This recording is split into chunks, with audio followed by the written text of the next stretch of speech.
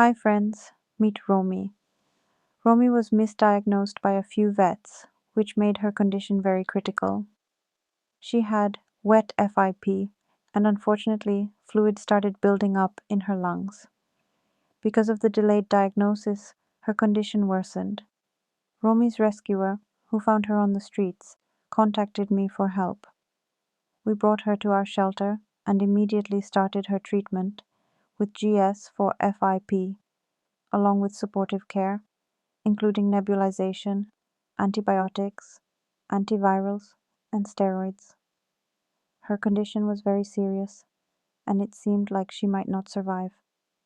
She had not eaten for many days, almost 2 weeks. We were very worried and thought we might lose her. Having spent her life as a stray, Romi was very scared of humans. On top of that, this terrible disease and her breathing difficulties made her even more terrified and helpless.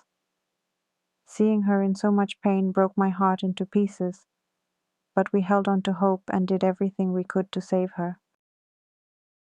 Her breathing was very bad, and every breath she took was painful. I could see the pain on her face, and it broke my heart to see her suffering. Many friends suggested that I should put her down, but I decided to fight for her. With the right treatment and care, Romi slowly started to improve. Seeing Romi in so much misery, I even thought for a moment that maybe I should let her go. But the very next day, she started eating. It was just a tiny piece of food, but the most important thing was her response. It gave me hope. However, her condition was still very critical. I told myself that if I didn't see any improvement in the next 2 days, I would make the heartbreaking decision to let her go, because I couldn't bear to see her suffer anymore. Breathing complications are one of the most painful struggles, whether in humans or animals. They can't sleep properly, eat or drink, and every moment becomes unbearable. Because of the fluid in her lungs, we couldn't even give her IV infusions, as it could make things worse. Even force feeding wasn't an option. It was an extremely difficult case.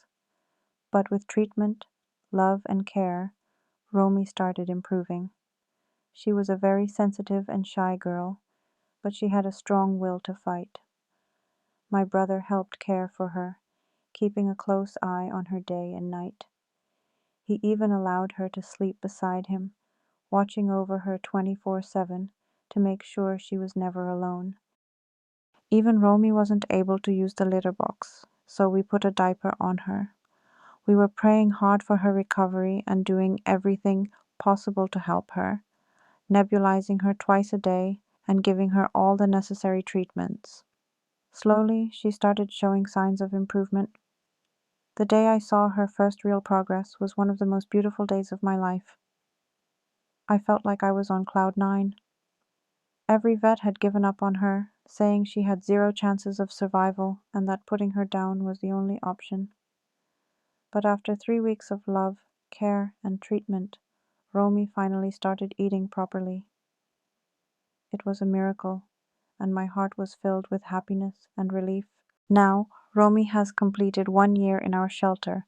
She is no longer the scared, sick kitty she once was. She has grown into a strong, happy, and playful girl. She has many friends, and her best friend is Pebbles.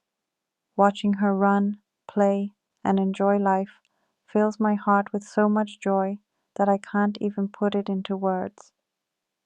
Romi is now spayed, healthy, and full of energy. But no matter how happy I am to see her thriving, I can never forget the pain she endured.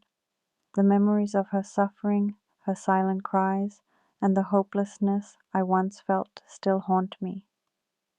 There were moments I thought we would lose her, moments when every breath she took seemed like a battle.